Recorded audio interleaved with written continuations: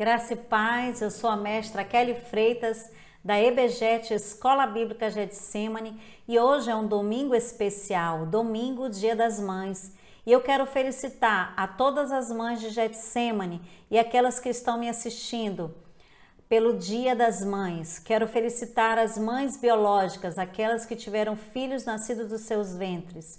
Quero felicitar as mães espirituais desse ministério, nossa apóstola Kedma, minha pastora Andresa e todas as demais pastoras. Feliz Dia das Mães. Quero felicitar também as mães do coração, aquelas mães que adotaram crianças como seus filhos porque não puderam engravidar. E quero felicitar também em especial minha mãe, Maria Verônica Freitas. Feliz Dia das Mães, mamãe. E agora nós vamos dar continuidade à nossa lição de hoje e fala a bênção do casamento. Vamos lá junto comigo para o nosso texto áureo? Nosso texto áureo de hoje se encontra no livro de Mateus, capítulo 19, versículo 6, e diz assim, acompanhe junto comigo. De modo que já não são mais dois, porém uma só carne. Portanto, o que Deus ajuntou, não separe o homem. Verdade prática. A unicidade é essencial para um casamento bem-sucedido. Vou parafrasear agora. A unidade de um casal, ela é essencial para que haja um casamento bem-sucedido. Primeiro tópico de hoje. O que é o casamento? Eu vou dar uma breve explanação do que é o casamento cristão em Cristo Jesus com atos proféticos, que é o casamento que nós realizamos aqui no Ministério Apostólico Getsemane. Via de regra, no casamento, quem entra primeiro é o noivo, tradicionalmente. Posterior a ele, a noiva, tão esperada. Só que no nosso casamento cristão com atos proféticos, quem entra primeiro é a noiva, adornada, ataviada, santa e imaculada, vestida de branco, e ela entra com um talite. O talite, ele simboliza a soberania de Deus. Ela entra e aguarda pelo noivo. Posterior a ela entra o noivo. O noivo entra e quando ele entra, ele se baixa um pouco na frente dela e ela coloca o talite sobre ele. Naquele exato momento, eles estão fazendo um ato profético no reino físico aqui na terra, sinalizando para o céu. Eles estão dizendo naquele momento assim, ela, a noiva, colocando o talite nele. Senhor, hoje eu me rendo, eu me submeto ao senhorio do Senhor debaixo desse sacerdote que tu me entrega hoje como meu esposo, meu marido. E ela vai ser aquela auxiliadora que vai auxiliar o marido na criação dos filhos, auxiliar o marido a administrar a sua casa, auxiliar o marido a administrar as finanças. Ela será essa. Quando o homem recebe esse talite, naquele exato momento, profeticamente ele está sinalizando para os céus que ele será o sacerdote dessa mulher, que ele será o esposo, o protetor, o guardador do seu coração, da sua casa, da sua família, aquele que vai ser pai dos filhos que ela vai gerar em família com ele. Assim é, ok? Posterior a isso, existe o ato profético dentro deste mesmo casamento. Eu vou citar só três que, no meu entendimento, são importantes ser citados. E a troca de aliança. A troca de aliança. As alianças, elas ficam imersas no óleo da unção, que simboliza a presença do doce e amado Espírito Santo. E o pastor, o apóstolo, na hora que esteja ministrando esse casamento cristão, ele tira do óleo e entrega aos noivos para que haja troca. Nesse momento eles estão sinalizando para os céus, dizendo que eles fazem uma aliança um com o outro, mas entendendo que Cristo é a terceira dobra desse cordão. Ele vai estar junto, enlaçados com ele, eles reconhecem a unção, eles comungam da mesma fé. Posterior a isso, existe também o ato profético da ceia do Senhor entre o casal. Quando eles compartilham do pão, eles estão confessando ali naquele momento, fazendo um ato profético aqui, sinalizando para o céu, que o Senhor é o pão da vida. que eles comungam e professam da mesma fé. Quando eles tomam vinho, eles estão sinalizando que reconhece que Jesus morreu na cruz por ele e que o sangue ficou para purificar esse ato profético do casamento. Esses são alguns dos atos proféticos que acontecem no casamento cristão. E aí eu quero entrar, o que é o casamento? O casamento é uma instituição divina, patenteada por Deus. Só ele tem a autoridade para reger, para governar, direcionar essa instituição chamada casamento, que se torna família, tá? Então é uma instituição divina. E olha o que o respaldo bíblico diz em Gênesis 2:24. Por isso deixa o homem pai e mãe e se une a uma mulher, tornando-se os dois uma só carne, ok? Outro detalhe que está no respaldo bíblico está em Hebreus 13:4. Digno de honra entre todos seja o matrimônio, bem como o leito sem mácula, porque Deus julgará os impuros e adúlteros. Então tá muito bem claro. Nós já sabemos o papel do esposo, da esposa e dos filhos que nós aprendemos em aulas anteriores. Então, o casamento, ele é uma instituição prioritariamente divina. Ele foi instituído muito antes do pecado por Deus. Deus nos deixou um manual que se chama Bíblia para nós nos orientarmos, nortearmos e ser a luz da palavra de Deus para vivermos o casamento, ok? Uma instituição social. Respaldo bíblico, Isaías 61, versículo 9. Em Isaías 61, versículo 9, ele fala que a nossa descendência seria bendita entre as nações, bem-aventurada, né? E aí, antigamente, como se dava o casamento? Como um ato social. A família do noivo e a família da noiva, eles concordavam e se tornavam uma só família. Era assim que era feito os negócios de casamento, era dessa forma. Não existia, como nos dias de hoje, legalmente uma documentação. Hoje nós temos um casamento religioso com efeito civil, ou seja, os casais não precisam estar literalmente diante do Estado, num cartório, né, propriamente dito, para selar essa união, reconhecendo o papel de cada um nesse contexto. Uma instituição legal, Romanos 7:24 é o que eu estou falando. O casamento, sabemos que o casamento é garantido e protegido por lei, mas vale ressaltar que ele foi instituído baseado na palavra de Deus. Então, o casamento tem amparo nas escrituras sagradas, na Bíblia, ok? Jesus, em duas situações bem distintas, ele citou a respeito da separação e ele decretou, ele legislou que a separação entre o casal só pode se dar quando há infidelidade entre o casal, somente nesse contexto. Saindo desse contexto é pecado. E aí ele fala aqui, muito interessante, sobre a lei. Por seguinte, a lei é santa e o mandamento santo e justo e bom. Por bem sabemos que a lei é espiritual. Romanos 7:12 e 14. Ok? Vamos para o segundo ponto da nossa lição de hoje. As bases do casamento. Amor, 1 Coríntios 13, 4, 7. E eu vou citar o que diz a palavra amor que eu pesquisei. Forte afeição, dedicação, admiração, devoção, demonstração de zelo pelo outro, né? Olha o que o amor é, especificamente por outro. Mas vamos lá, o que a Bíblia nos diz? Olha o que a Bíblia diz. O amor é paciente, é benigno, o amor não arde em ciúmes, não se ufana, não se ensoberbece, não se conduz inconvenientemente, não procura os seus interesses, não se exaspera, não se ressente do mal, não se alegra com a injustiça, mas regozija-se com a verdade, tudo sofre, tudo crê, tudo espera, tudo suporta. Meu Deus, é muito forte. O amor, dentre tudo isso que eu estou falando, o amor racional em Cristo Jesus. O primeiro amor que um casal precisa entender que eles têm que ter em comum é o amor ao Senhor.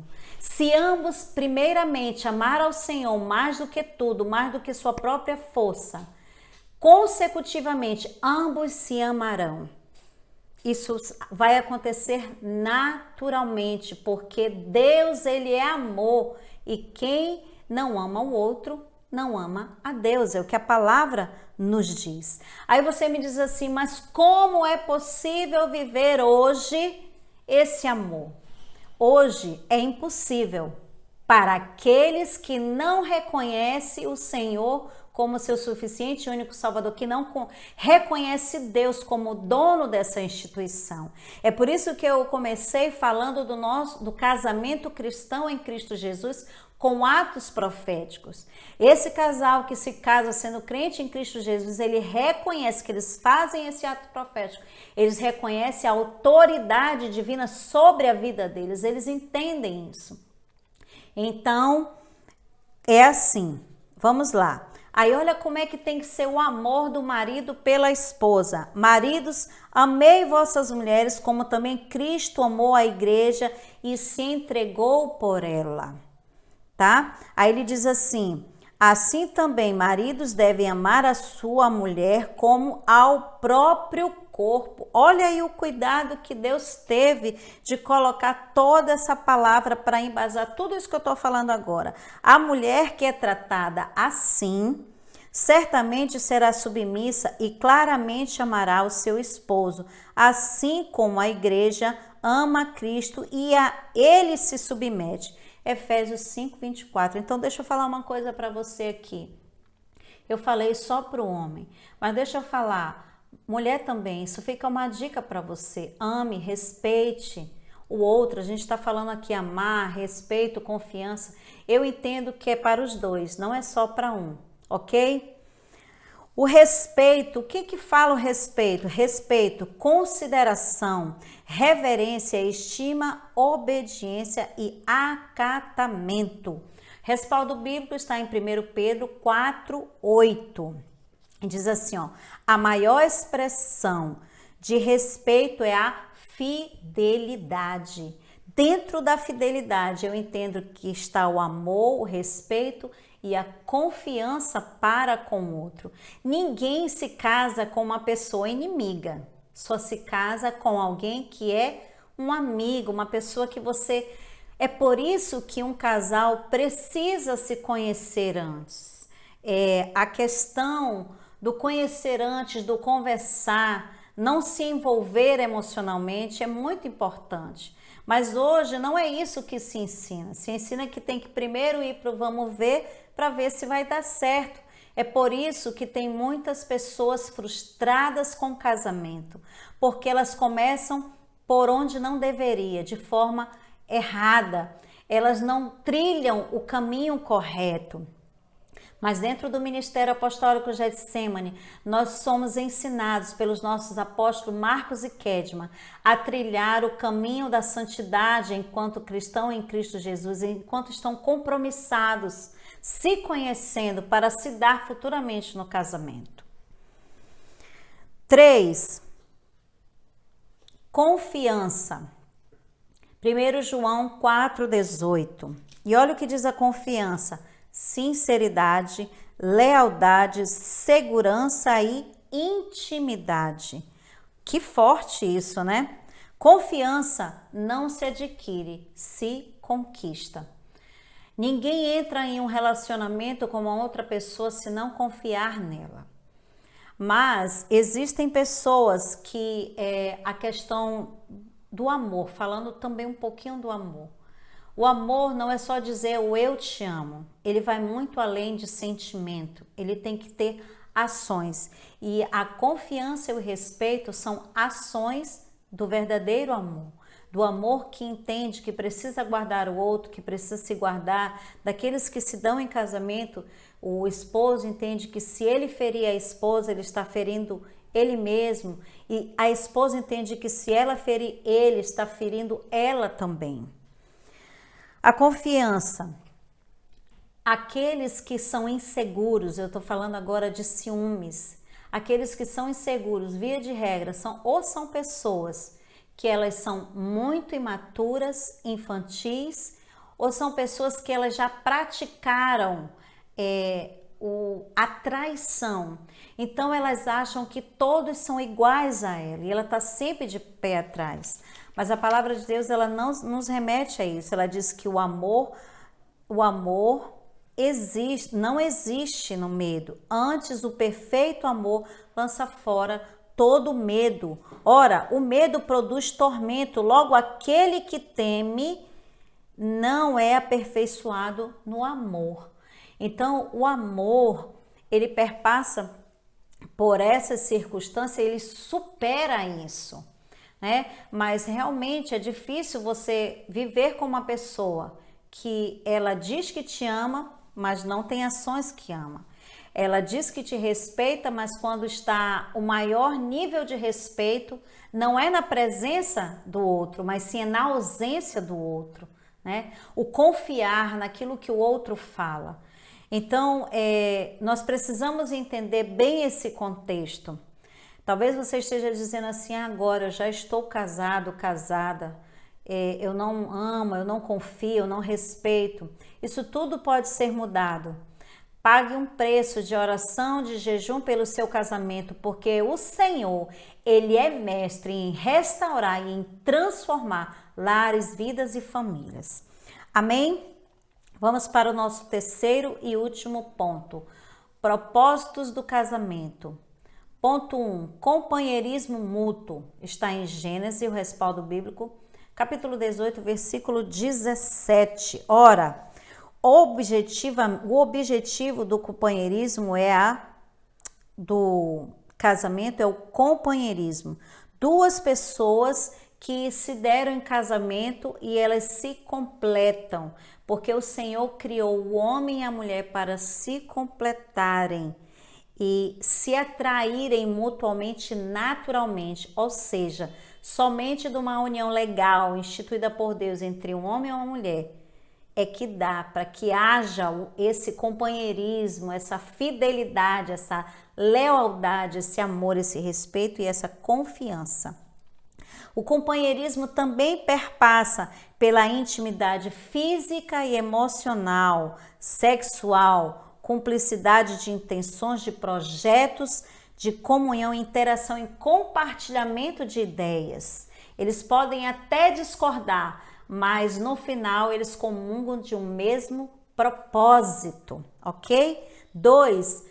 Procriação responsável.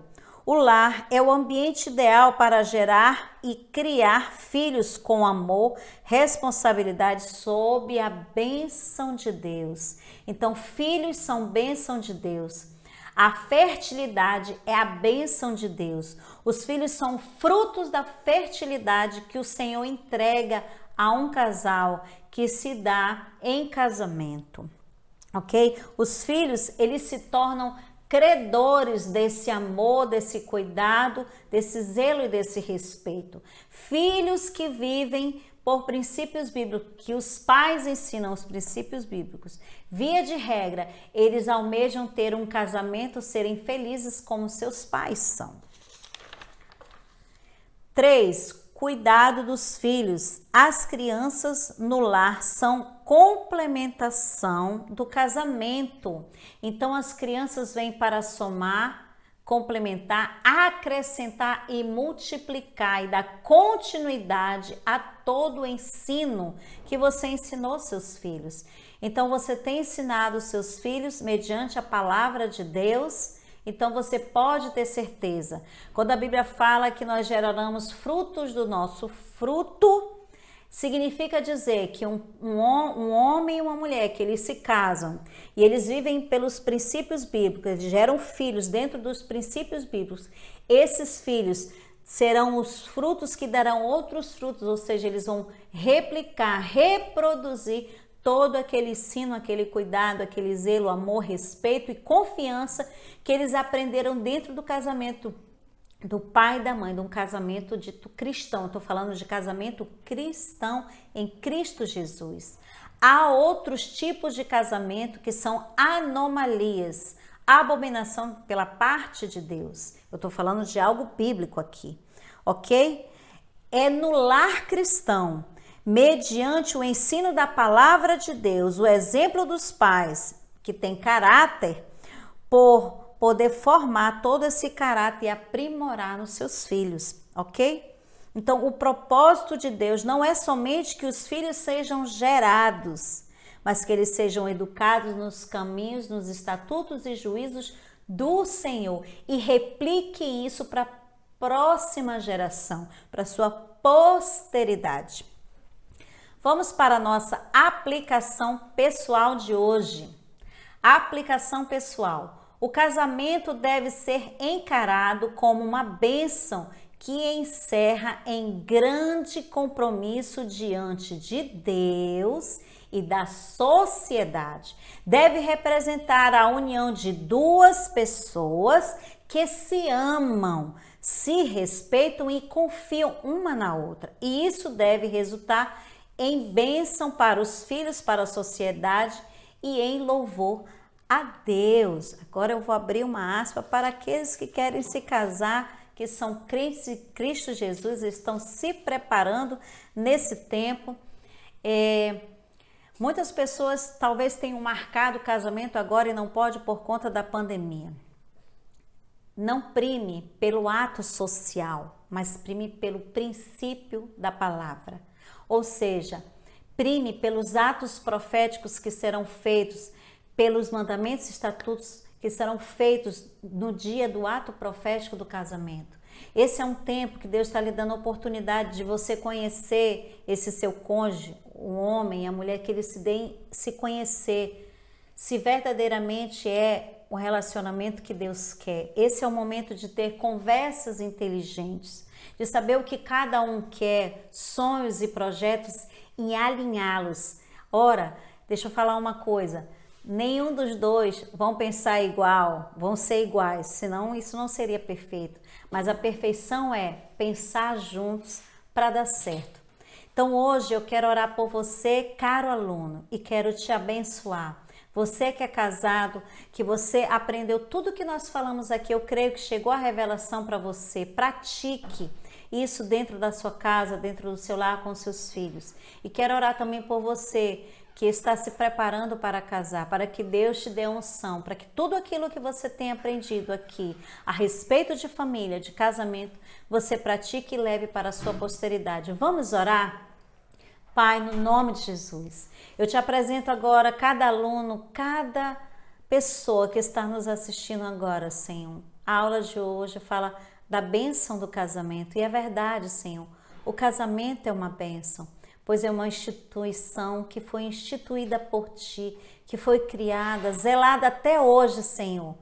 É da instituição casamento que se gera uma família, se gera um lar, Senhor. E hoje, Senhor, eu quero te pedir em nome de Jesus, pelos que já são casados, Senhor, que venha a restauração do Senhor, que venha a transformação, que hoje tudo aquilo que eles aprenderam, eles possam praticar um com o outro, Senhor. Ensinando seus filhos também nos mandamentos, estatutos e juízos. E orando por aqueles, ó Deus, que querem se dar em casamento.